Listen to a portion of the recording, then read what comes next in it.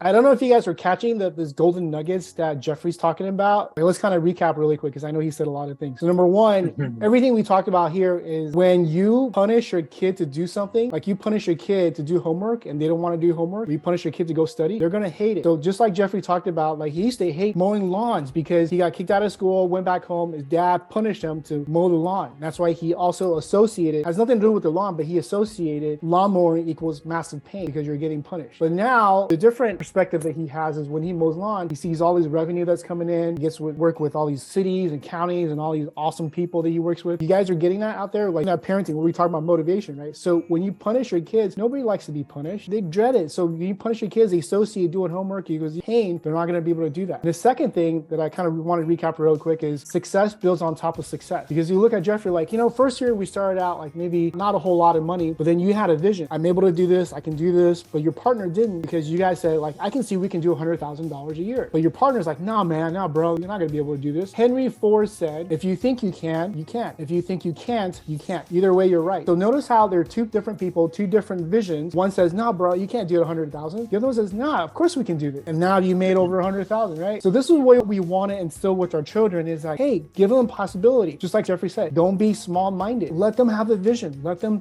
have a hope. Let them dream, if anything. So you mentioned you have kids right now. I'm assuming they're not 18 years old yet, correct? If your son or daughter is 18 today, what 3 advice you will give them to help them like just built this massive success and just changed their life completely? Don't be scared to fail. You're going to make mistakes. Don't be scared to fail. The second thing would be, don't be scared to take risks. And the third thing would be self-educate yourself. First and second one, a lot of folks that I work with, they run into this perfectionism. You have to be perfect all the time. Your test got to be 100%. You got to go do this. You got to do this. Everything has to be perfect. House has to be perfect. Relationship has to be perfect. Parenting has to be perfect. We're all human, man. It's okay to make mistakes. What's most important, I think, exactly what you said, learn from your mistakes. And I guarantee you, everything you talked about from your incarceration, from getting shot at, from stealing, from doing drugs, to being on the street, you learned something from there, didn't you? Yes, sir. You also learned what not to do. Yes, sir. And that completely changed your life. And number 3, what I love about what you talked about is continue to invest in yourself. Continue to invest in education to be better. And the other thing I don't know if you guys also caught is your peer group is also really important because as you're talking about like changing your habits, getting off the street and hang out with your old homies, when you hang out with the wrong crowd, you're going to continue to have that habit. You're not going to have that discipline. The moment you decided to like, these are my great friends, we have good time. This is not what I want in my life. You choose to have another set of friends. And that's how we met. And you chose another set of peer group. So Tony, one of our mentors, talks about the average income is based on the 5 people that you hang out on a regular basis. What that means is you get into a power group, a peer group like this. We share our knowledge, how to make money, how to save taxes. We share all these different strategies. And together, we all work together to be even better, to have an even better life. Right? So, oh my gosh, there's so many golden nuggets that you shared today. This is so awesome. We're going to wrap up the interview. Last thing you want to share with our parents or audience, feel like an inspiration that you want to just let people know. First thing I would say is anything you think of, you could do. Like the brain will never think of anything that you can't do. There isn't anything. When I say anything, there isn't absolutely anything that you can't have. But the thing is, you got to go out there and get it. And can't be scared to fail. Most people never. I have a friend right now and we don't hang out, but he's still stuck in that same mindset because he's scared to fail. He's scared to take the risk. And like me and you learn, like being perfect is the lowest standard of them all. Like you gon' fail. To backtrack a little bit. When I first started lawn care, I failed. I bought all the wrong stuff. Coming from that to being in the street, like being in the streets, I could just ride around in my car all day up under the AC,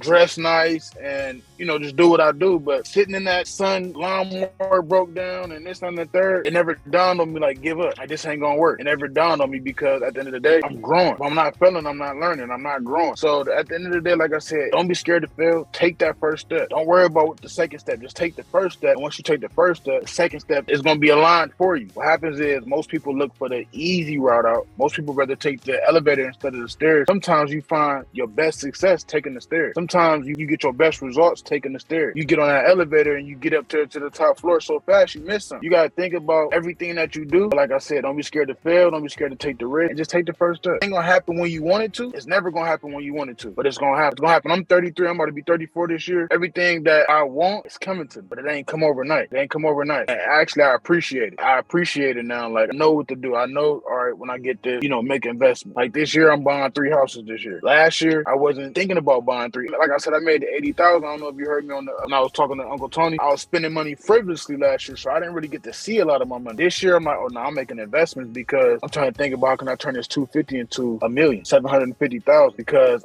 I'm determined before I turn 40 to be a multimillionaire. Not to be a multimillionaire just to say I'm a multimillionaire, so I can continue to give back to the community, so I can continue to do my school giveaways, so I continue to feed homeless people, so I can continue to donate to other services. So when you change your mindset, everything will change for you. It starts right there. You got to change your mindset first. Everything goes to fall into place. Such an amazing gentleman, Jeffrey.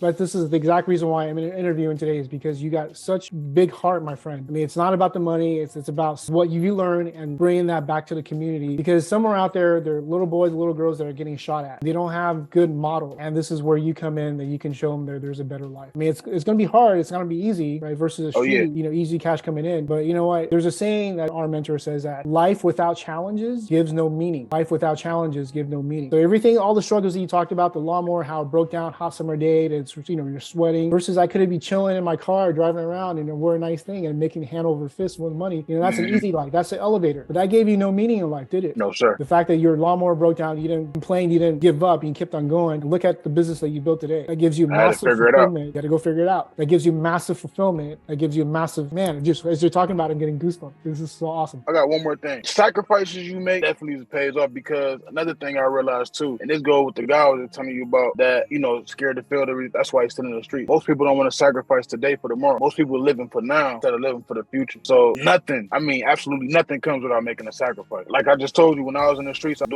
spending money frivolously.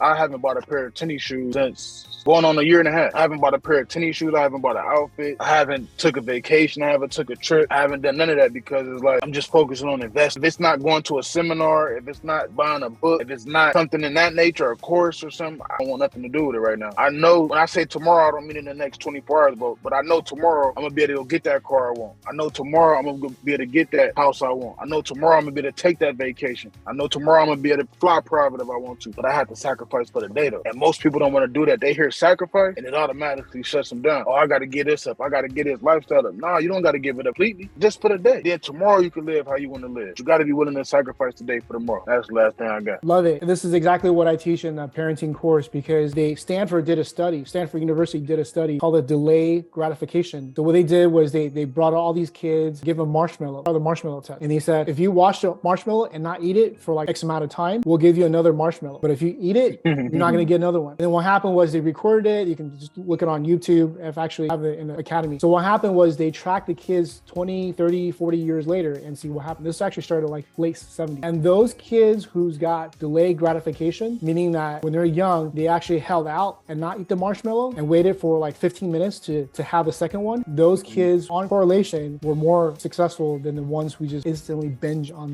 the marshmallow. So this is what we want to instill in our kids with this delayed gratification. Because if we get things too easy, number one, we don't appreciate it. We don't appreciate what we have. Number two, when we have delayed gratification, we work so hard for it. Once we get it, we look back like, man, I really worked really hard for that thing. I made it. And that's the meaning, that challenge, that's the meaning that we get from life. Love everything you talked about. So again, we appreciate everything that you talked about. Let's go and wrap this up. So until then, live purposely, love passionately, and serve the world by spreading love and joy. We'll see you another round.